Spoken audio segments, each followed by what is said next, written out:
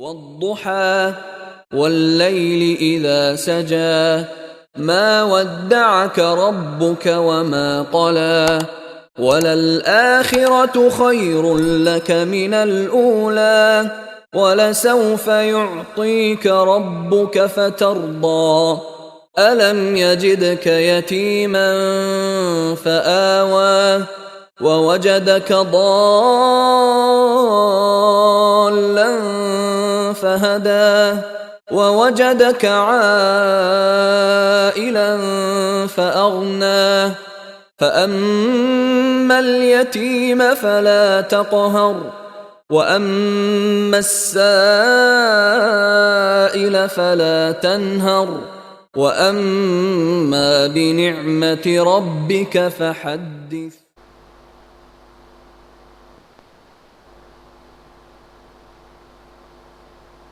السلام عليكم ورحمة الله وبركاته. الحمد لله رب العالمين والصلاة والسلام على أشرف الأنبياء والمرسلين وعلى آله وصحبه والناس أجمعين. ربي اشرح لي صدري ويسر لي أمري واحلل عقدة من لساني يفقه قولي.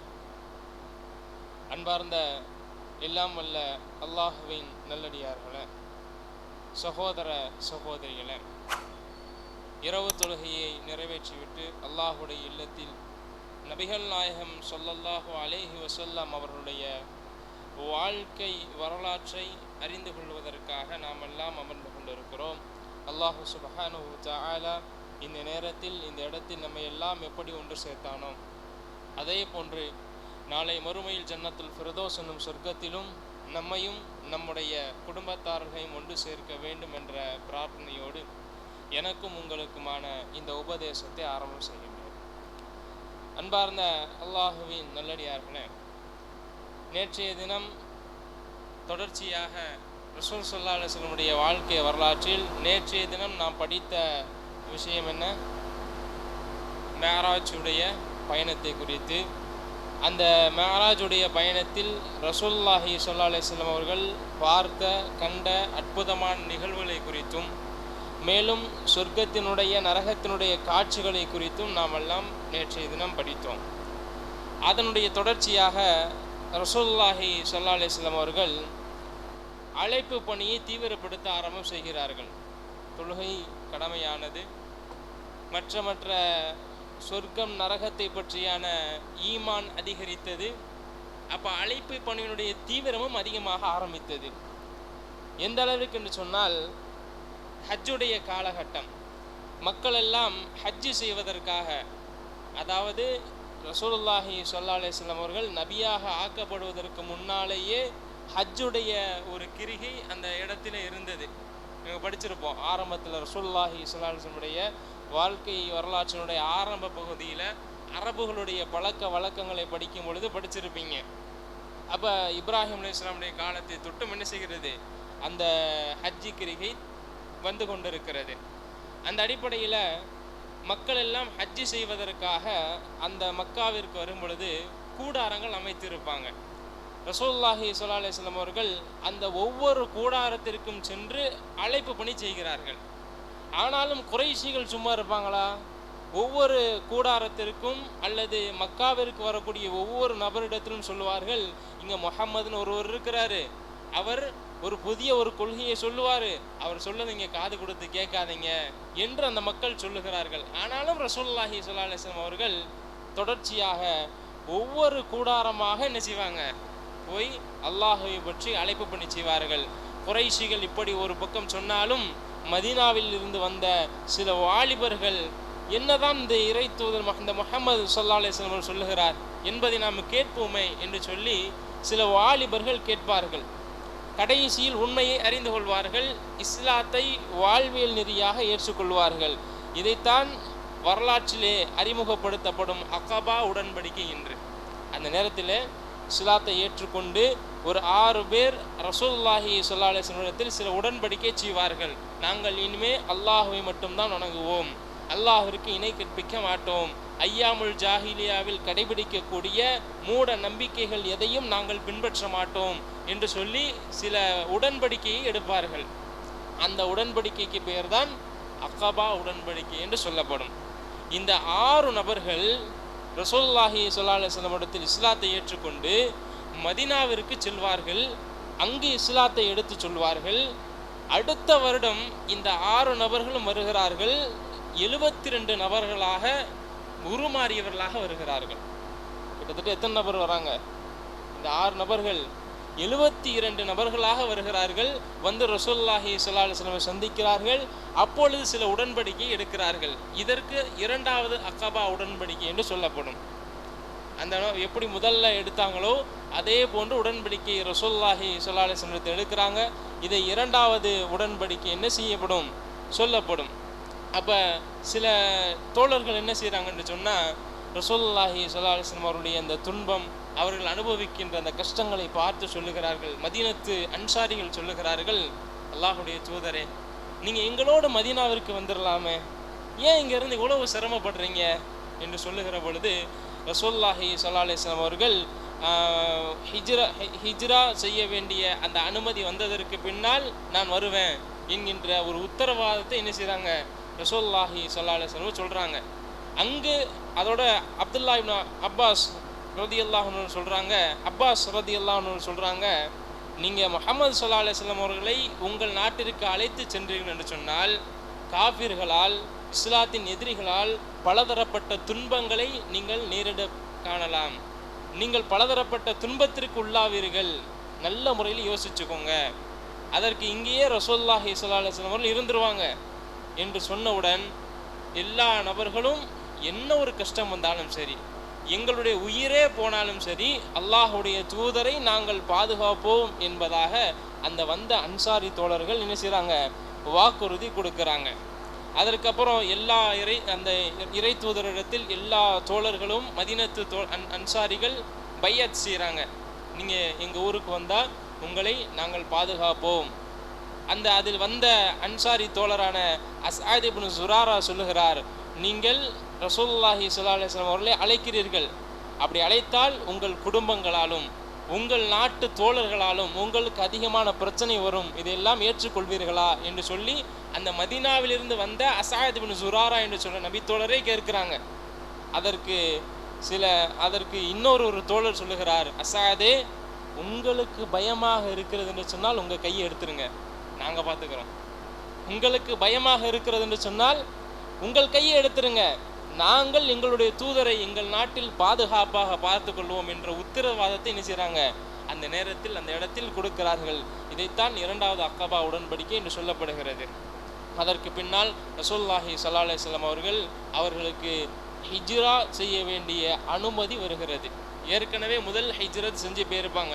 முன்னாடி வரலாறுல படிச்சிருப்பீங்க. எங்கே ஹிஜ்ரா செஞ்சு போனாங்க? தாயிஃபா.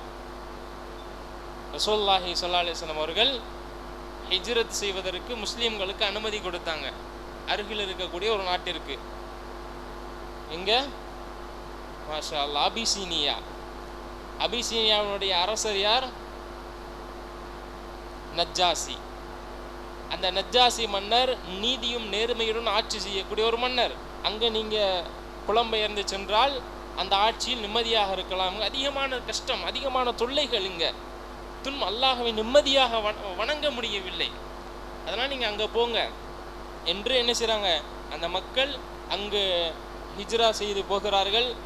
சில காஃபிர்கள் ஒரு புதிய ஃபித்னாவை கிளப்பி விடுறாங்க, ஒரு புரளியை கிளப்புறாங்க. இங்கே முஸ்லீம்கள் எல்லாம் நிம்மதியாக இருக்கிறாங்க என்று சொன்னவுடன் போனவங்கள்லாம் திரும்பி வந்துட்டாங்க. வந்து பார்த்தா அதை விட பெரிய பிரச்சனை என்ன செய்யுது இங்கே இருக்குது. அப்போ ரசூலுல்லாஹி ஸல்லல்லாஹு அலைஹி வஸல்லம் அப்பொழுதுதான் மதீனாவிற்கு ஹிஜ்ரத் செய்து போக வேண்டிய அந்த அனுமதி என்ன செய்கிறது வருகிறது. அல்லாஹ் சுப்ஹானஹு வ தஆலா ஒரு வசனத்தை இறக்குகிறான். 39வது அத்தியாயம் 10வது வசனத்தை அல்லாஹ் இறக்குகிறான். அர்துல்லாஹி வாசிஅத்துன், அல்லாஹுடைய பூமி விசாலமாக இருக்கிறது, எனவே நீங்கள் ஹிஜ்ரத் செய்யலாம் என்கின்ற அந்த அனுமதியை அல்லாஹ் இறக்கியவுடன் ரசூலுல்லாஹி ஸல்லல்லாஹு அலைஹி வஸல்லம் அவர்கள் தன்னுடைய தோழர்களுக்கு சொல்லுகிறார்கள். தோழர்கள் எல்லாம் ஒவ்வொரு நபராக அல்லது ஒவ்வொரு கூட்டமாக மதீனாவிற்கு புலம்பெயர்ந்து செய்ய ஆரம்பிக்கிறார்கள். அப்போ அபூபக்கர் சித்திக் ரலியல்லாஹு அன்ஹு கேட்கிறார்கள், அல்லாஹ்வுடைய தூதரே, நீங்க போகலையா? எனக்கு அல்லாஹ்வுடைய அனுமதி வருகிற வரை நான் இங்கு இருப்பேன் என்று சொன்னவுடன் அபூபக்கர் சித்திக் ரலியல்லாஹு அன்ஹு அவர்கள், அப்போ உங்களுடனே நானும் செல்வதற்கு என்னுடைய ஹிஜ்ரத்தை தள்ளி போடுகிறேன் என்று சொல்றாங்க. தன்னுடைய ஒட்டகங்களை அதற்காக அதிகமான உணவுகள் கொடுத்து தயார் செய்ய ஆரம்பித்தாங்க. நல்லா கொளுத்து வர ஆரம்பித்தாங்க. இப்போ தானே நல்ல முறையில் பயணம் செஞ்சு போக முடியும். இப்போ ஹிஜ்ரத்திற்கான ஏற்பாடுகளை அபூபக்கர் ரலியல்லாஹு அன்ஹு அவர்கள் என்ன செஞ்சாங்க, செய்ய ஆரம்பித்தாங்க. இப்போ ரசூலுல்லாஹி ஸல்லல்லாஹு அலைஹி வஸல்லம் ஹிஜ்ரா செஞ்சு போகக்கூடிய இந்த செய்தியும், சில முஸ்லீம்கள் இங்கிருந்து ஹிஜ்ரா செஞ்சு மதீனாவிற்கு போய் கொண்டிருக்கிறார்கள் என்ற செய்தியும் காபிர்களுக்கு தெரிய ஆரம்பிக்கிறது. என்ன, இங்கேருந்து அங்கே போகிறாங்களே, இவனுக்கு நிம்மதியாக இருக்கவே கூடாது, அப்போ இதை தடுக்கணும். என்ன செய்யலாம்? ஹிஜ்ரத் செஞ்சு போகிறவங்களை விட யாரால் ஹிஜ்ரத் செஞ்சு போகிறாங்க? இந்த முஹம்மது என்கின்ற இந்த நபர் இருக்கிறதுனால தானே மக்கள் எல்லாம் அவர் பின்னால் செல்கிறார்கள், அந்த கொள்கையை ஏற்கிறார்கள். இப்போ இதற்கு ஒரு முடிவு கட்ட வேண்டும் என்று சொல்லி தங்களுடைய அவையில் ஒரு மசூராவை ஏற்பாடு செய்கிறார்கள், கலந்து ஆலோசனை செய்கிறார்கள். பெரும் பெரும் குறைஷி தலைவர்கள் அங்கே ஒன்று கூடுறாங்க. அதில் ஒரு நஜித் பிரதேசத்தை சேர்ந்த ஒரு கிழவன், ஒரு முதியவரும் அதில் பங்கு கொள்கிறார். அப்போ நீங்கள் யார் என்று கேட்கிறார்கள். நான் இந்த தேசத்திலிருந்து வருகிறேன், உங்களுக்கு நல்ல ஆலோசனை கொடுப்பேன் நான் என்று சொல்லுகிறார். அது யார் என்று சொன்னால் அது ஷைத்தான் என்று வரலாற்றில் பதிவு செய்யப்படுகிறது. அப்போ ஒவ்வொரு நபர்களும் அந்த அவையில் ஒவ்வொரு ஆலோசனை சொல்கிறாங்க. என்ன ஆலோசனை? இந்த முஹம்மதை நம்ம ஊர் வழக்கம் செஞ்சிடலாம், இந்த ஊருக்குள்ளே அவர் வரவே கூடாது, அப்படியே போங்க, யாரும் இந்த ஊருக்கே வரக்கூடாது என்று சொல்லி ஊர் வழக்கம் செய்யலாம் என்று சொன்னவுடன் அந்த ஷைத்தான் சொல்லுகிறான், மனித உருவத்தில் வந்திருக்கிறானே அந்த ஷைத்தான் சொல்லுகிறான், என்ன பேசுறீங்க, இது ஒரு சரியான யோசனை இல்லையே, ஊர் வழக்கம் செய்தால் அவர் மக்களை எல்லாம் கூட்டிக் கொண்டு உங்கள் மீது போர் தொடுப்பார், இது சரியான ஒரு முடிவு அல்ல என்று சொல்லுகிற பொழுது இன்னொரு மனிதன் சொல்லுகிறான், இவரை சிறைபிடித்து இங்கே வைத்துக் கொள்ளலாம், வெளியில விடாம இந்த நாட்டிலேயே சிறைபிடித்து விடலாம் என்று சொல்லுகிற பொழுது, அப்போ இதுவும் சரியான ஒரு யோசனை அல்ல. காரணம், இவரை நேசிக்கக்கூடிய, தங்களுடைய உயிரை காட்டிலும் இவரை நேசிக்கக்கூடிய நபர்கள் அதிகமாக இருக்கிறார்கள், இவரை நீங்கள் சிறைபிடிக்க முடியாது, இது சரியான யோசனை அல்ல என்று சொல்லுகிற பொழுது அபூஜஹல் எழுந்திருத்தான், என்னிடத்தில் சரியான ஒரு யோசனை இருக்கிறது. என்ன யோசனை தெரியுமா? இவர் உயிரோடு இருக்கிற காரணத்தில் தானே எல்லாரும் அவரை பின்பற்றுகிறார்கள், இவரை கொலை செய்து விடலாம். அதுவும் நம்ம தனியாக போய் கொலை செய்ய வேணாம், நல்ல கோத்திரத்தில் எல்லா கோத்திரத்திலும் இருக்கக்கூடிய நபர்களை கூப்பிடுவோம், எல்லாரும் சேர்ந்து கொண்டுட்டா பழி எல்லார் மேலேயும் போயிடும், அப்போ இதை சாதாரண ஒரு கொலையாக நம்ம மாற்றிடலாம் என்று சொல்லி சொன்னவுடன் அந்த ஷைத்தான் சொல்லுகிறான், இதுதான் சரியான ஒரு யோசனை என்று சொல்லுகிறான். உடனே ரசூலுல்லாஹி ஸல்லல்லாஹு அலைஹி வஸல்லம் அவர்களுக்கு ஹிஜ்ரத் செய்வதற்கான அனுமதி அல்லாஹ் அன்று இரவு கொடுக்கிறான். ரசூலுல்லாஹி ஸல்லல்லாஹு அலைஹி வஸல்லம் அவர்களை ஹிஜ்ரத் செய்வதற்காக தயாராகிறாங்க. அந்த இரவிலே இந்த திட்டத்தை தீட்டி அந்த இரவில் கொலை செய்வதற்காக ரசூலுல்லாஹுடைய வீட்டிற்கு முன்னால் வந்து நிற்கிறாங்க. ரசூல் ஸல்லல்லாஹு அலைஹி வஸல்லம் அவர்கள் தன்னுடைய மருமகன் அலி ரலியல்லாஹு அன்ஹு அவர்களை தன்னுடைய போர்வையை கொடுத்து, இங்கே தூங்குங்க, என்னுடைய இடத்தில் தூங்குங்க, உங்களுக்கு எந்த ஒரு துன்பமும் வராது, அல்லாஹ் பாதுகாக்கக்கூடியவனாக இருக்கிறான் என்று சொல்லி தன்னுடைய இடத்துல தூங்க வச்சிருவாங்க. இரவு நேரத்தில் ரசூலுல்லாஹி ஸல்லல்லாஹு அலைஹி வஸல்லம் விழித்து அப்படியே வீட்டை விட்டு வெளியே வருவாங்க. அவர்கள் ரசூலுல்லாஹ்வை பார்க்க முடியாத வண்ணம் அல்லாஹ் அந்த இடத்தில் ஒரு சூழலை ஏற்படுத்தி விடுவான். அல்லாஹ் சுப்ஹானஹு வ தஆலா வஜஅல்னா பைனக்கும் சத்தம் வ கல்ஃபஹும் சத்தா என்று அல்லாஹ் சொல்லுகிறான். அவர்களுக்கு முன்னாலும் அவர்களுக்கு பின்னாலும் ஒரு திரையை நாம் ஏற்படுத்தினோம், வஹும் லா யுப்சிரூன், அவர்களால் பார்க்க முடியாது என்று சொல்லி அல்லாஹ் வசனத்தை என்ன செய்கிறான், இறக்குகிறான். அப்போ அவர்கள் மீது ரசூலுல்லாஹி ஸல்லல்லாஹு அலைஹி வஸல்லம் மண்ணை தூவி கொண்டே என்ன செய்கிறாங்க, அந்த வசனத்தை ஓதிக்கொண்டே அந்த இடத்தை விட்டு அப்படியே வெளியே போகிறாங்க. அவர்கள் கண் முன்னாலேயே வெளியில் போகிறாங்க. அங்கே தான் நிற்கிறானுங்க, அங்கே தான் கொள்வதற்காக நிற்கிறாங்க. அவர் ரசூலுல்லாஹ் இன்னும் வரலை, முதலில் தொழுவதற்காக எப்படி வெளியில் வருவார், கொன்னுருவோம் என்று சொல்கிறாங்க. இதை போகிறத ஊருக்கு வெளியில் ஒருவர் பார்த்துட்டு சொல்கிறாரு, இந்த முஹம்மது அங்கே போயிட்டு இருக்கிறாரு, நீங்கள் யாரை கொல்றதுக்காக நிற்கிறீங்க? அப்போ கதவு ஓட்ட வழியாக பார்க்குறாங்க, முஹம்மது உள்ளதாங்க தூங்குறாரு, அவருடைய போர்வை பற்றிட்டு தூங்குறாரு பாருங்க என்று சொன்னவுடன் மக்கள் எல்லாம் காலை வரைக்கும் அங்கேயே நிற்கிறாங்க. காலையில் விடிய காலையில் எந்திரிச்சு கதவை திறந்து பார்த்தா அங்கே அலி ரலியல்லாஹு அன்ஹு நிற்கிறாங்க. இப்போ ரசூலுல்லாஹி ஸல்லல்லாஹு அலைஹி வஸல்லம் எங்கே, முஹம்மது எங்கே என்று கேட்டால் தெரியாது என்று சொல்லுகிறார். அப்போ அவர்களுக்கு பெரிய ஒரு ஏமாற்றத்துடன் அந்த இடத்திலிருந்து என்ன செய்கிறாங்க, அங்கே செல்கிறார்கள். அப்போ இதில் தான் ஹிஜ்ராவினுடைய ஆரம்பிக்கிறது. ஹிஜ்ரத்தை பொறுத்த வரையில் இஸ்லாமிய வரலாற்றில் மிக மிக மிக முக்கியமான ஒரு நிகழ்வு. காரணம் என்ன காரணம் தெரியுமா? இந்த ஹிஜ்ரத்தை வைத்துதான் இஸ்லாத்தில் பலதரப்பட்ட விஷயங்கள் இந்த ஹிஜ்ராவைத்தான் சார்ந்திருக்கிறது, இந்த ஹிஜ்ரத்தை தான் சார்ந்திருக்கிறது. நம்ம எல்லாம் குர்ஆனில் மக்கி மதனி என்று சொல்லுவோம். ஒரு சூறாவை, ஒரு வசனத்தை இது மக்கி சூறாங்க, இது மதனி சூறாங்க என்று சொல்லுவோம். அதற்கு என்ன அர்த்தம் தெரியுமா? மதீனாவில் இறக்கப்பட்டது என்று நம்ம சொல்லுவோம். இப்போ ரசூலுல்லாஹி ஸல்லல்லாஹு அலைஹி வஸல்லம் ஒரு பயணத்தில் இருக்கிறாங்க. இப்போ ஒரு தாயிஃபுக்கு போயிருக்கிறாங்க, அங்கே இறக்கப்பட்டுச்சுன்னா என்ன சொல்லுவோம்? யமனுக்கு போயிருக்கிறாங்க, அங்கே இறக்கப்பட்டுச்சுன்னா அதை என்ன சொல்லுவோம்? அல்லது ரெண்டுக்கு இடைப்பட்ட ஊருக்கு இடையில இருக்கிறாங்க, அங்கே இறக்கப்பட்டுச்சுன்னா அதை என்ன சொல்லுவோம்? அப்போ அதை சொல்ல மக்கி மதனின்னு சொல்ல முடியாதுல்ல. இது ஒரு கருத்து. மக்காவில் இருக்கப்பட்டா மக்கி, மதீனாவில் இருக்கப்பட்டா மதனி என்று சொல்வது அறிஞர்களுடைய ஒரு கூற்று, அவ்வளவுதான். ஆனால் சரியான விளக்கம் எது என்று சொன்னால், அல் மக்கியத்து அல்லதி நஸலத் கபல் அல் ஹிஜ்ரா, ஹிஜ்ரவிற்கு முன்னால் இறக்கப்பட்ட வசனங்கள் எல்லாம் மக்கி. வல் மதனியத்து அல்லதி நஸலத் பஅதல் ஹிஜ்ரா, ஹிஜ்ராவிற்கு பின்னால் இறக்கப்பட்ட வசனங்கள் எல்லாம் மதனி என்பதுதான் சரியான ஒரு விளக்கம். இப்போ நீங்கள் இந்த ஒரு விளக்கத்தை எடுத்து பார்த்தா எல்லா வசனத்தையும் மக்கிக்குள்ளேயோ மதனிக்குள்ளேயோ என்ன செஞ்சிடலாம், கொண்டு வந்துடலாம். நீங்கள் பார்க்கலாம், ரசூலுல்லாஹி ஸல்லல்லாஹு அலைஹி வஸல்லம் மக்காவிற்கு போயிட்டு மதீனாவிற்கு போயிட்டு திரும்பி மக்காவிற்கு வந்திருப்பாங்க. ஃபத்ஹுல் மக்கா என்று சொல்ல மக்காவிற்குலாம் வந்திருப்பாங்க. அப்போ இறக்கப்பட்ட வசனங்கள் கூட மதனி என்று தான் குறிப்பிடப்பட்டிருக்கும். ஏன்னா ஹிஜ்ராவிற்கு பின்னால் இறக்கப்பட்டது. அப்போ மக்காவில் இறக்கப்பட்ட மக்கி என்று சொன்னால், அப்போ மக்காவில் இறக்கப்பட்ட அந்த வசனத்தை என்ன செஞ்சிருக்கணும், மக்கி என்று சொல்லியிருக்கணும். ஆனால் மதனி வசனம். அப்போ ஹிஜ்ராவை அடிப்படையாக வைத்து தான் மக்கி மதனி என்று பிரிக்கப்படுகிறது. அதே போன்று இன்னும் மிக மிக முக்கியமான விஷயம் என்னவென்று சொன்னால், இஸ்லாமிய வரலாற்றை அல்லது இஸ்லாமிய வருடங்களை குறிப்பிடுவதற்கு மிக மிக முக்கியமான அடித்தளம் இந்த ஹிஜ்ரா தான். அல்லாஹ் சுப்ஹானஹு தஆலா வானம் பூமியை படைக்கிற பொழுது மாதங்களின் எண்ணிக்கையை 12ஆக வைத்திருந்தான். மாதங்களுடைய எண்ணிக்கை எத்தனைங்க? என்னென்ன? முஹர்ரம், எல்லாரும் சேர்த்தா கேட்குறேன், ஆளுக்கு ஒரு மாதம் சொல்லுங்க, வந்துடும் 12 வந்துடும். தனியாக ஒரு ஆளை கேட்டாலும் கஷ்டம். முஹர்ரம், சஃபர், ரபியுல் அவ்வல், ரபியுல் ஆஹிர், ஜமாதுல் அவ்வல், ஜமாதுல் ஆஹிர், ரஜப், ஷாபான், ரமலான், ஷவ்வால், துல்காதா, துல்ஹஜ். மாஷா அல்லாஹ், பாரக்கல்லாஹ் ஃபீக்கும். அல்லாஹ் உங்களுக்கு அருள் புரியட்டும். அப்போ 12 மாதங்கள். அல்லாஹ் வானம் பூமியை படைக்கும் பொழுது 12 மாதங்களை படைத்தான். மின்ஹா அர்பாத்துல் ஹுரூம், அதில் 4 புனிதமான மாதங்கள். அது என்னதுங்க? ரஜப், துல்காதா, துல்ஹஜ், முஹர்ரம், ரஜப்.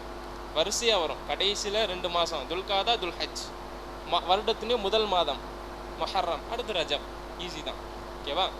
அப்போ இந்த 12 மாதங்களை எல்லாம் வைத்திருந்தாலும் இது இந்த வருடத்தினுடைய மாதம், இது இந்த வருடத்தினுடைய மாதம் என்று இப்போ நம்ம சொல்கிறோம். 2015 ஆகஸ்ட் மாதம் என்று சொல்கிறோம். 2021 செப்டம்பரில் 12ஆம் தேதி நடந்துச்சு என்று சொல்கிறோம். அப்போ இஸ்லாமிய வரலாற்றில் துல்காதா 15, துல்ஹஜ், ரமலான் 12 என்று அடையாளப்படுத்தப்படுமே தவிர எந்த ஆண்டு என்று தெரியல. ரசூலுல்லாஹி ஸல்லல்லாஹு அலைஹி வஸல்லம் அவர்கள் மௌத்தாகிறாங்க. அபூபக்கர் ரலியல்லாஹு அன்ஹு அவருடைய ஆட்சி, அவருடைய மரணம். உமர் ரலியல்லாஹுடைய ஆட்சியில் பலதரப்பட்ட கடிதங்கள் வருகிறது. கடிதம் வர்றதுக்கு பல மாதங்கள் ஆகும். சில நேரங்கள் அடுத்த வருடம் ஆயிரும், ஒரு வருடத்துக்கு மேலே ஆயிரும். அப்போ இது எந்த வருடத்தினுடைய கடிதம், எங்கேருந்து வருது, என்ன எதுவும் தெரியாது, அப்படி தானே இல்லையா? அப்போ இதை நாம் சரியாக நேர்த்தியாக கொண்டு வர வேண்டும் சொன்னால், இந்த உலகத்தில் பல சமுதாய மக்கள் அவர்களுக்கென்று சொந்தமாக ஒரு வருட கணக்கை வைத்திருக்கிறார்கள். இந்த உலகத்திற்கே முன்னோடியாக இருக்கக்கூடிய இந்த இஸ்லாமிய சமுதாயம் நாமும் நமக்காக ஒரு வருட கணக்கை வைக்க வேண்டும் என்று சொல்லித்தான் எதிலிருந்து வைக்கலாம், ஒட்டுமொத்த சஹாபாக்களையும் அழைக்கிறார்கள். உமர் ரலியல்லாஹு அன்ஹு அவர்கள் ஒரு மார்க்க விஷயமாக ஒரு முடிவை எடுக்க வேண்டும் என்று சொன்னால் மூத்த சஹாபாக்கள், பெரும் சஹாபாக்களை அழைப்பார்கள். அழைத்து மஷூரா செய்து தான் முடிவை எடுப்பார்கள். அப்போ கூப்பிடுறாங்க, இந்த மாதிரி ஒரு வருடத்தை நம்ம ஆரம்பிக்கணும். ஹிஜ்ரி 1 ஒரு இஸ்லாமிய வருடத்தினுடைய 1 என்று சொல்லி எதிலிருந்து ஆரம்பம் செய்யலாம் என்று கேட்கிற பொழுது ஒவ்வொரு நபர்களும் ஒரு கருத்தை சொல்கிறாங்க.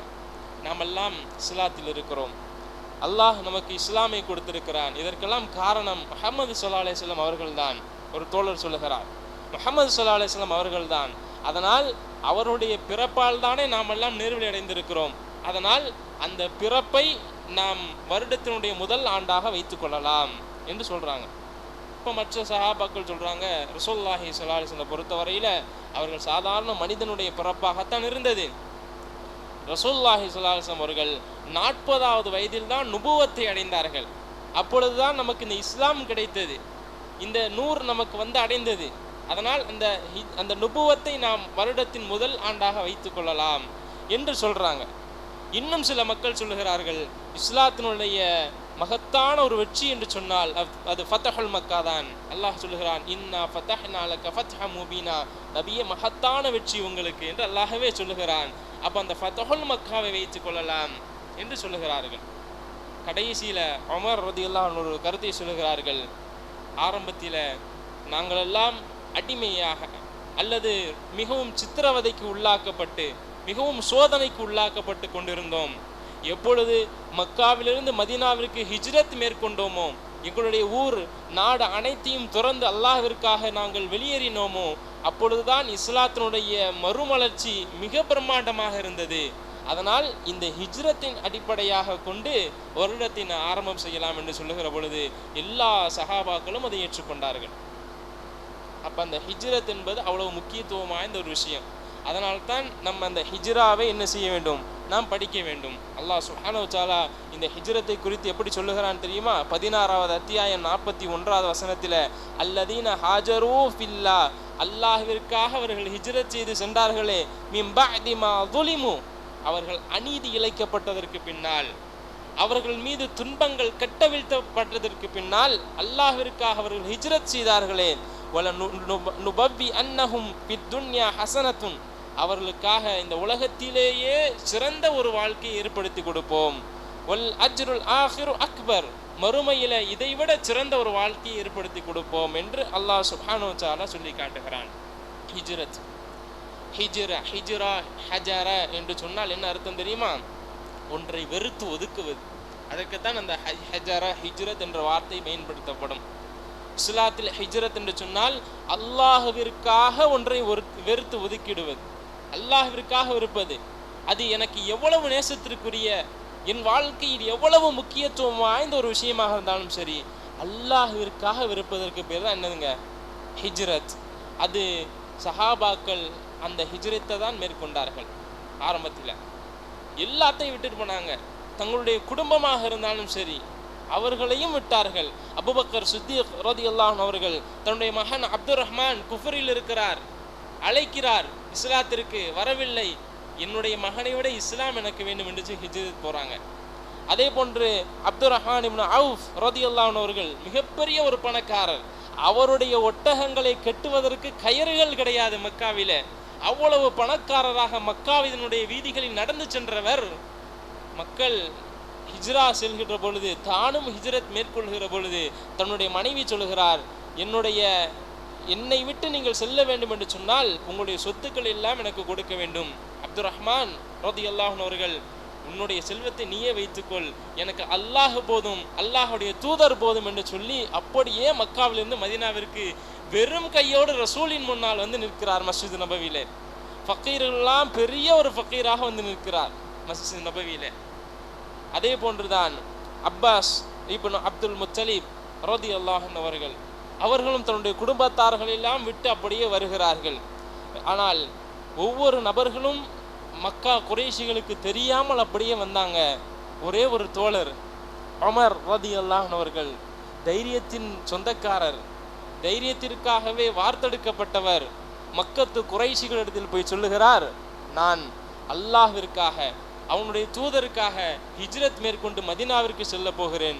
உங்களில் எவனுக்காவது தைரியம் இருந்தால், உங்களில் யாராவது கணவன் இல்லாமல் குடும்பத்தை விட்டு பிரிந்து வாழ வேண்டும் என்ற ஆசை இருந்தால், உயிர் நீக்க வேண்டும் என்ற ஆசை இருந்தால், என்னை தடுத்து பாருங்கள் என்று சவால் விட்டு அப்படியே மதீனாவிற்கு ஹிஜ்ரத் செய்து போனாங்க. மற்ற நபித்தோழர்கள் எல்லாம் பலதரப்பட்ட துன்பங்கள். நம்ம சொன்ன ஆரம்பத்தில் அபிசீனியாவிற்கு ஹிஜ்ரத்து போயிட்டு அங்கிருந்து சில வதந்தியை நம்பி மக்காவிற்கு வந்து மக்காவிலிருந்து மதீனாவிற்கு போனார்கள் சில தோழர்கள் சொல்லி சொன்னோம். அதில் ஒரு தோழர்கள் தான் உம்மு சலாமா, அபு சலாமா என்று சொல்லக்கூடிய ஒரு நபித்தோழர், கணவன் மனைவி 2 பேரும். சலாமா என்று சொல்லக்கூடிய ஒரு தோழருடைய நபித்தோழருடைய தாய் தந்தை உம்மு சலாமா, அபு சலாமா. இந்த 2 நபர்களும் அபிசீனியாவுக்கு ஹிஜ்ரத் செய்து போகிற பொழுது உம்மு சலாமா மாசமாக இருக்கிறாங்க. அங்கே அபிசீனியாவில் குழந்தை பிறக்கிற சலாமா என்கின்ற குழந்தை பிறக்கிறது. திரும்பி மக்காவிற்கு வந்துடுறாங்க இந்த வதந்தியை நம்பி.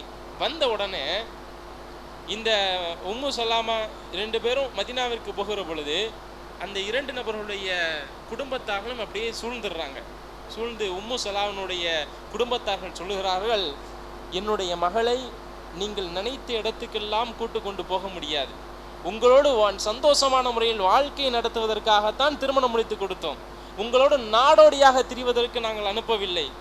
எங்களுடைய மகள் வேண்டுமா, ஹிஜ்ரத் வேண்டுமா என்று கேட்கிற பொழுது எனக்கு ஹிஜ்ரத்து தான் வேண்டும், என்னுடைய மனைவியை விட ஹிஜ்ரத்து தான் முக்கியம் என்று சொல்லுகிற பொழுது, அப்படி என்று சொன்னால் எங்களுடைய மகளை விட்டு விடுங்கள், எங்களுடைய மகளுக்கும் உங்களுக்கும் சம்பந்தம் இல்லை என்று சொல்லுகிற பொழுது அபு சலாமாவுடைய குடும்பத்தார்கள் சொல்லுகிறார்கள், எங்கள் மகனுக்கும் உங்கள் மகளுக்கும் சம்பந்தம் இல்லை என்று சொன்னால் அந்த குழந்தை எங்களுக்குத்தான் சொந்தம் என்று சொல்லி குழந்தையை அவங்க வாங்கிக்கிறாங்க. தாய், தந்தை, குழந்தை 3ம் ஒவ்வொரு திசை. அது அப்படியே அபு சலாமா துன்பத்தோடு துயரத்தோடு மதீனாவை சென்று அடைகிறார்.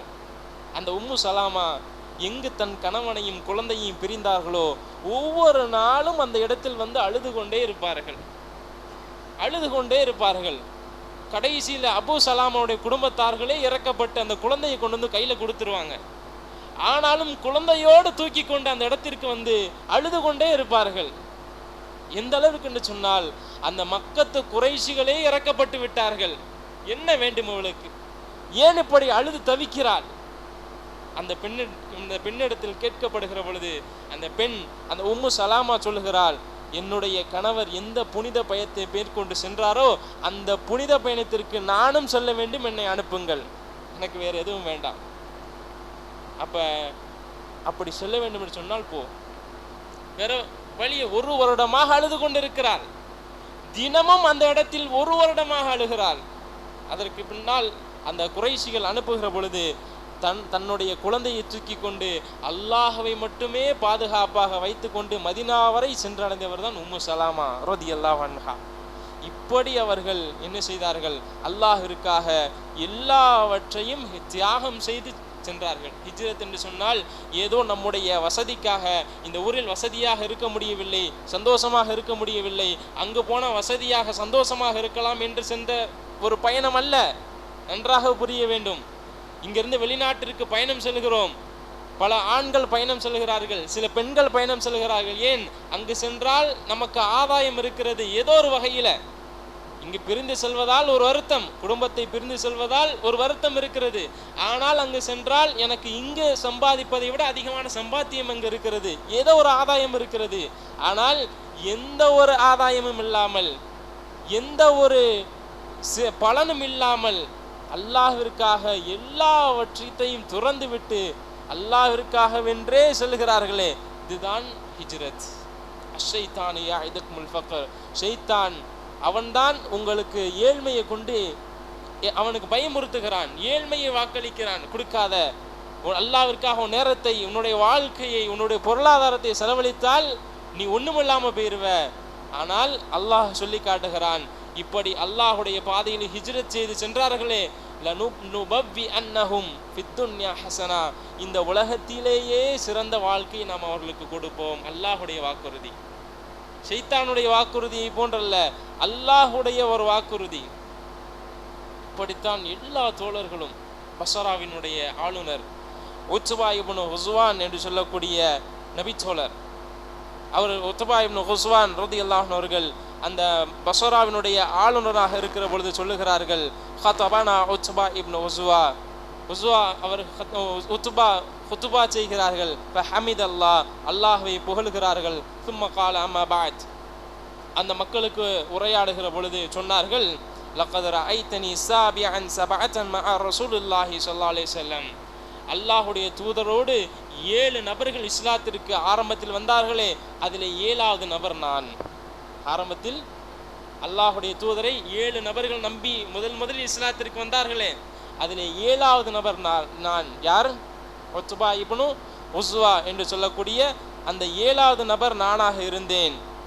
மா லனா துஆமுன், எங்களுக்கு எந்த ஒரு உணவும் அப்பொழுது இல்லை. இல்லா வர்க ஷஜரா, மரத்தினுடைய அந்த பட்டைகள் இருக்கிறது, அதை தவிர எங்களுக்கு எந்த ஒரு உணவும் இல்லாமல் இருந்தது. ஆரம்பத்தில் நாங்கள் எல்லாம் இந்த ஹிஜ்ராவுடைய நேரத்தில் அல்லாஹுடைய தூதரை ஏற்றுக்கொண்ட அந்த நேரத்தில் எங்களுக்கு எந்த ஒரு உணவும் அப்பொழுது எங்களுக்கு கிடையாது. கரிஹத் மின்னா அஷ்தாகனா, அதை தின்று எங்களுடைய தாடைகள் எல்லாம் ஆட்டுடைய தாடைகளை போன்று மாறிவிட்டது. அந்த அளவிற்கு உணவிற்காக நாங்கள் சிரமப்பட்டு கொண்டிருந்தோம். இன்றைக்கு உங்களுக்கு முன்னால் ஒரு பெரிய ஒரு ஆளுநராக நிற்கிறேன், ஆட்சியாளராக நிற்கிறேன். நான் உயர்தரமான ஆடைகளை அணிகிறேன், உயர்தரமான அத்தர்களை பூசுகிறேன். ஆனால் என்னுடைய ஆரம்பகட்ட வாழ்க்கை எப்படி இருந்தது தெரியுமா? அந்த இடத்தில் உத்பா ரலியல்லாஹு அன்ஹு சொல்லுகிறார்கள், நானும் என்னுடைய தோழர்களும் அப்படியே நடந்து சென்றோம். எங்களுடைய காலுக்கு கீழால் ஒரு போர்வை தட்டியது. அந்த போர்வையை எடுத்தேன், என் தோழர் சாதும் அதை எடுத்தார். அந்த இறுதியில் அந்த போர்வை 2ஆக கிழித்து 2 நபர்களும் கீழாடையாக அதை மாட்டிக்கொண்டோம். அந்த அளவிற்கு கீழாடை கூட இல்லாத அளவிற்கு நாங்கள் ஏழ்மையில் நாங்கள் இருந்தோம். ஆனால் இன்றைய தினமோ மா மின்னா அஹதுல் யௌம ஹத்தா இல்லா ஹய்யுன் இல்லா அஸ்பஹ அமீரும் மின் மஸ்ரின் மின் அன்சார். அன்றைய தினத்தில் யாரெல்லாம் இப்படி ஏழ்மையில் இருந்தார்களோ, மரப்பட்டைகளை சாப்பிட்டு கொண்டிருந்தார்களோ, ஆடை இல்லாமல் இருந்தார்களோ, அவர்கள் எல்லாம் இன்றைக்கு பெரிய ஆளுநராக இருந்து கொண்டிருக்கிறார்கள். அல்லாஹ் அவர்களை பெரிய ஆட்சியாளராக ஆக்கி இருக்கிறான் என்பதாக அந்த இடத்தில் உத்பா ரலியல்லாஹு அன்ஹு அவர்கள் சொல்லி காட்டுகிறார்கள். இப்படித்தான் ஒவ்வொரு நபருடைய வாழ்க்கையினுடைய ஆரம்ப கட்டத்திலும் சிரமம் இருக்கத்தான் செய்யும். இன்னமா அல் உஸ்ரி யுஸ்ரா, அல்லாஹ் சொல்லுகிறானா இல்லையா? சிரமத்துடன் தான் லேசு இருக்கிறது. ஆரம்ப கட்டத்தில் சிரமம் இருக்கும். சிரமம் இல்லாமல் வாழ்க்கையில் எதையும் என்ன செய்ய முடியாது, நாம் வார்த்தை எடுத்து விட முடியாது. எதுவும் இலகுவாக நம்மை அடைந்து விடாது. கஷ்டம் இருக்கத்தான் செய்யும். அந்த கஷ்டத்தை இஷ்டப்பட்டு தாண்டினால்தான் நமக்கு நல்ல சந்தோஷமான ஒரு வாழ்க்கை என்ன செய்யும், வரும்.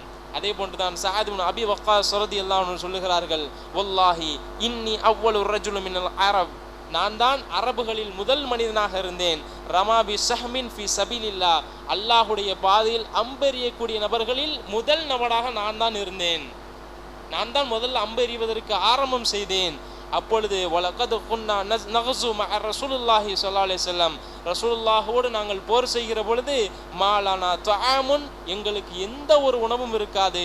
நஅகுலுஹு இல்லா வரகல் ஹுபுலா, மரப்பட்டை அந்த இலைதலைகளைத்தான் நாங்கள் சாப்பிட்டோம்.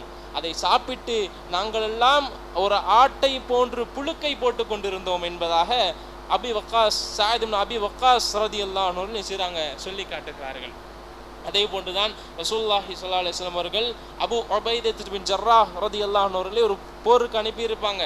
அந்த படைக்கு செல்கிற பொழுது ஒரு கட்டத்தில் மக்களிடத்தில் எந்த ஒரு சாப்பாடும் இருக்காது, சில பேரித்த மரங்கள் தான் இருக்கும்.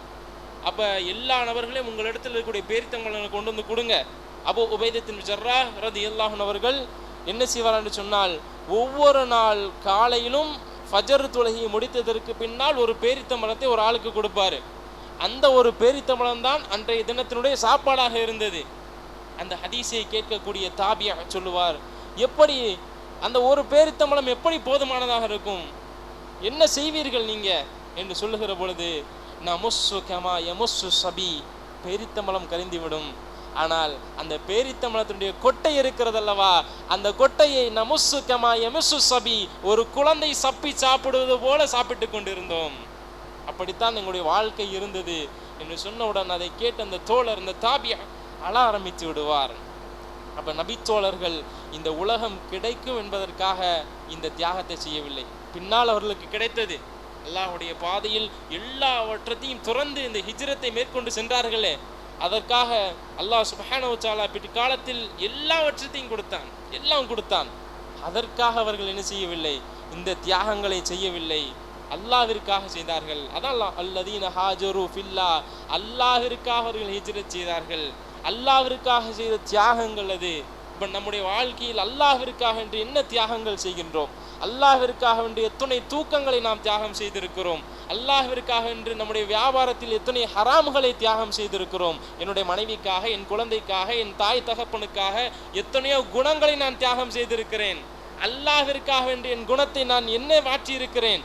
கோபப்படுவது என்னுடைய இயல்பு என்று சொல்லுகிறோம். அந்த இயல்பை மாற்றுவது தானே இஸ்லாம். ஹராமை விட்டு என்னால் மாற முடியவில்லை. கெட்ட வார்த்தை பேசுவது என்னுடைய குணம் என்கிறார்கள். அந்த குணத்தை மாற்றுவது தானே இஸ்லாம். கஞ்சத்தனம் என்னோடு இருக்கிறது, அந்த குணத்தை, அந்த இயல்பை மாற்றுவது தானே இஸ்லாம். அப்போ அல்லாஹ்விற்காக என்று என்ன ஒரு விஷயத்தை நாம் மாற்றியிருக்கிறோம்? அல்லாஹ்விற்காக என்ன தியாகங்களை செய்திருக்கிறோம்? சஹீல் முஸ்லீமிலே பதிவு செய்யப்படும் அல் முஹாஜிர் மன் ஹஜர நஃப்ஸஹு. பெரிய ஒரு ஹிஜ்ரத் என்று சொன்னால் என்ன தெரியுமா? இன்றைக்கு நம்ம ஒரு இடத்துல இருந்து இன்னொரு இடத்துக்கு ஹிஜ்ரத்து போகிறது வாய்ப்புள்ள, சாத்தியமில்லாத ஒரு விஷயம். ஆனால் இன்றைக்கு நாம் செய்ய முடிஞ்ச ஒரு ஹிஜ்ரத் என்ன தெரியுமா? அல் முஹாஜிர் மன் ஹஜர நஃப்ஸஹு. தன்னுடைய நஃப்ஸை விட்டும், எவன் தவறை விட்டும் தன்னுடைய நஃப்ஸை பாதுகாத்துக் கொள்கிறானோ அவன்தான் மிகப்பெரிய ஒரு முஜாஹிர், மிகப்பெரிய ஹிஜ்ரத். அதுதான் தன்னுடைய அல்லாஹ் தடுத்த ஒரு விஷயத்தை விட்டும் தன்னுடைய மனதை பாதுகாத்துக் கொள்கிறானே, தடுத்துக் கொள்கிறானே, அதுதான் மிகப்பெரிய ஒரு ஹிஜ்ரத் என்பதாக ரசூலுல்லாஹி ஸல்லல்லாஹு அலைஹி வஸல்லம் சொல்லி காட்டுகிறார்கள். அப்படிப்பட்ட ஒரு ஹிஜ்ரத்தை நாம் என்ன செய்ய வேண்டும்? நம்முடைய வாழ்க்கையில் நாம் செய்ய வேண்டும். அதற்கு பின்னால் ரசூலுல்லாஹி ஸல்லல்லாஹு அலைஹி வஸல்லம் அவர்கள் என்ன செய்கிறார்கள்? ஹிஜ்ரத் மேற்கொண்டு செல்கிறார்கள். அவர்கள் மக்காவிலிருந்து அப்படியே ஹிஜ்ரத் செய்கிற பொழுது பலதரப்பட்ட இடையில சம்பவங்கள் நடக்கிறது. அதில் முக்கியமான ஒரு நிகழ்ச்சி என்னவென்று சொன்னால், அப்படியே போய் தௌரு குகையில் என்ன செய்கிறாங்க? தஞ்சம் அடைகிறாங்க. எதிரிகள் எல்லாம் துரத்தி வர ஆரம்பிச்சுட்டாங்க. முஹம்மது தப்பிச்சிட்டாரு, அவரை எப்படியாவது கொல்ல வேண்டும், தங்களுடைய திட்டத்தில் உறுதியாக இருக்கிறாங்க. அப்படியே தௌருடைய குகை வரைக்கும் வருகிறார்கள். அந்த குகையினுடைய வாசல் நின்று கொண்டிருக்கிறார்கள். அல்லாஹ் சுப்ஹானஹு வ தஆலா அந்த நேரத்தில் அபூபக்கர் சித்திக் ரலியல்லாஹு அன்ஹு அவர்கள் கூட சொல்லி காட்டுறாங்க, அல்லாஹுடைய தூதரே, அவர்கள் கீழே குனிந்து பார்த்தால் அவர்களுடைய அந்த காலை குனிந்து பார்த்தாலே நம்மை பார்த்து விடுவார்கள். அல்லாஹுடைய தூதரே, அவ்வளவு நெருக்கமாக இருக்கிறார். நம்மை பார்ப்பதல்ல, நாம் அவர்களுடைய காலை பார்க்கிறோம். அவர்களுடைய காலை பார்த்தால் கூட நாம் மாட்டிக்கொள்வோமே, நம்மை கொன்று விடுவார்களே என்று சொல்லுகிற பொழுது ரசூலுல்லாஹி ஸல்லல்லாஹு அலைஹி வஸல்லம் சொல்லுகிறார்கள், அபூபக்கரே, நம்மில் ஒவ்வொருவரும் தோன்று விடுகிற பொழுது இந்த உலகத்தில் எனக்காக யாரும் இல்லையா என்கின்ற அந்த ஒரு சிந்தனை நம்முடைய வாழ்க்கையில் தோன்றுகிற பொழுது நமக்கான ஒரு வார்த்தை, அபூபக்கரே, நம்மோடு நாம் இருவர் மட்டும்தான் இருக்கிறோம் என்று நினைத்து கொண்டிருக்கிறீரா? அல்லாஹு சாலிசு, அல்லாஹ் மூன்றாவதாக நம்மோடு இருக்கிறான். ஏன் பயப்படுகிறீர்கள்? லா தஹ்சன் லா தகாஃப் வலா தஹ்சன் அன்னல்லாஹ மஅனா. அல்லாஹ் நம்மோடு இருக்கிறான் என்று சொல்லி ரசூலுல்லாஹி ஸல்லல்லாஹு அலைஹி வஸல்லம் அவர்கள் அந்த நேரத்தில் அபூபக்கர் சித்திக் ரலியல்லாஹு அன்ஹு அவர்களுக்கு என்ன செய்கிறாங்க? சொல்லி காட்டுகிறார்கள். அதற்கு பின்னால் அந்த காபிர்கள் அந்த குகையில் ஏதோ பாலடைஞ்சு கிடக்குது, ஏதோ சிலந்தி வலையெல்லாம் இருக்குது, அதனால் இங்கே இருப்பதற்கான வாய்ப்புகள் இல்லை என்று சொல்லி அப்படியே திரும்பி விடுகிறார்கள். அதற்கு பின்னால் ரசூலுல்லாஹி ஸல்லல்லாஹு அலைஹி வஸல்லம் அவர்கள் மதீனத்து நகருக்குள்ளே நுழைகிறார்கள். மதீனத்துல் முனவ்வரா, அதற்கு முன்னால் அந்த ஊருடைய பெயர் யஸ்ரிப், நோய் பிடிச்ச ஊர். ரசூலுல்லாஹி ஸல்லல்லாஹு அலைஹி வஸல்லம் அவர்கள் என்றைக்கு அந்த ஊருக்குள் நுழைந்தார்களோ மதீனத்துல் முனவ்வரா, ஒளிமயமான நகரம் என்கின்ற அந்த பெயர் அந்த ஊருக்கு வந்தது. அந்த ஊருக்கு சென்றதற்கு பின்னால் ரசூலுல்லாஹி ஸல்லல்லாஹு அலைஹி வஸல்லம் அவர்கள் எப்படி அந்த ஊரில் பல மாற்றங்களை ஏற்படுத்தினார்கள், அங்கு எப்படிப்பட்ட நிகழ்ச்சிகள்லாம் ஏற்படுத்தினார்கள் என்பதை இன்ஷா அல்லாஹ் நாளை தினம் தெரிந்து கொள்வோம். இன்றைய தினம் கேட்ட விஷயங்களை ஏதோ நம்முடைய கற்பனை விஷயமோ அல்லது நம்முடைய உணர்ச்சிகளை தூண்டக்கூடிய விஷயமோ என்று பார்க்காமல் இவ்வளவு தியாகங்கள் இஸ்லாத்திற்காக, அல்லாஹ்விற்காக அவர்கள் மேற்கொண்டிருக்கிறார்கள். நாம் அல்லாஹ்விற்காக என்ன செய்ய போகிறோம் என்கின்ற சிந்தனையோடு, அந்த ஒரு எண்ணத்தோடு இந்த இடத்தை விட்டு களையக்கூடிய மக்களாக அல்லாஹ் நம்மளை ஆக்குவானாக. அஸ்ஸலாமு அலைக்கும் வரஹ்மத்துல்லாஹி வபரகாத்துஹு. இன்றைய தினத்திற்கான கேள்வி, முதல்ல பெண்கள் பகுதியில் மதீனாவிலிருந்து முதலில் 6 நபர்கள் இஸ்லாத்தை ஏற்றுக்கொண்டார்கள். ரசூலுல்லாஹி ஸல்லல்லாஹு அலைஹி வஸல்லம் அவர்களிடத்தில் 6 நபர்கள் இஸ்லாத்தை ஏற்றுக்கொண்டார்கள். இந்த 6 நபர்கள் மதினாவிற்கு சென்று அடுத்த வருடம் வருகிற பொழுது எத்தனை நபர்களாக வந்தார்கள் என்பதை பெண்கள் பகுதியிலேருந்து இன்ஷா அல்லாஹ் எழுதி கொடுத்து விடுங்க. ஆண்கள் பகுதியில் மக்காவிலிருந்து மதீனாவிற்கு ஹிஜ்ரத் செய்து சென்ற ஏதாவது ஒரு 3 நபர்களுடைய பெயரை யார் சொல்லுவீங்க? கையை மட்டும் தூக்குங்க. தெரிஞ்ச நம்ம ஆரம்பத்தில் மக்காவில் யாரெல்லாம் பெரும்பெரும் நபித்தோழர்கள் கேள்விப்பட்டோமோ அவங்க பேர்லாம் சொன்னால் முடிஞ்சு போச்சு. நீங்கள் எதுக்கு நான் சொன்ன பேரை யோசிச்சுட்டு இருக்கிறீங்க? மக்காவில் ஆரம்பத்தில் இஸ்லாத்தை ஏற்றெல்லாம் அங்கே ஹிஜ்ரத் பண்ணி தான் போயிட்டாங்க, இப்படி தானே? இப்போ அவங்க பேரெல்லாம் சொன்னால் முடிஞ்சு போச்சு. சரியா? சரி, இன்ஷா அல்லாஹ் 72 நபர்கள் என்று சொல்லியிருக்கிறாங்க. சரியான ஒரு பதிலா? சரியான பதில் ஃபாத்திமா என்கின்ற சகோதரி. சைஃபுல்லாவா? மதரசாவுடைய மாணவினா? சரி சரி, மதரசாவுடைய பொறுப்பாளர் வாங்கிக்கோங்க. சரி,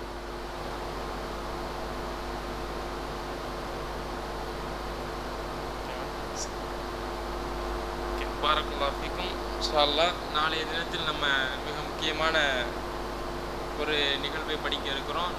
ரசூலுல்லாஹி ஸல்லல்லாஹு அலைஹி வஸல்லம் அவர்கள் மதீனாவிற்கு சென்றதற்கு பின்னால் அங்கு ஏற்படுத்திய புரட்சிகள் என்னென்ன என்பதை குறித்து இன்ஷா அல்லாஹ் நாளைய தினம் தெரிந்து கொள்வோம். அல்லாஹ் சுப்ஹானஹு வ தஆலா கேட்ட விஷயங்களை நம்முடைய வாழ்க்கையில் பயனுள்ள விஷயங்களாக ஆக்குவானாக. சுப்ஹானல்லாஹி வ பிஹம்திக அஷ்ஹது அல்லா இலாஹா இல்லா அன்த அஸ்தக்ஃபிருக வ அத்தூபு இலைக். அஸ்ஸலாமு அலைக்கும் வ ரஹ்மத்துல்லாஹி வ பரகாத்துஹு.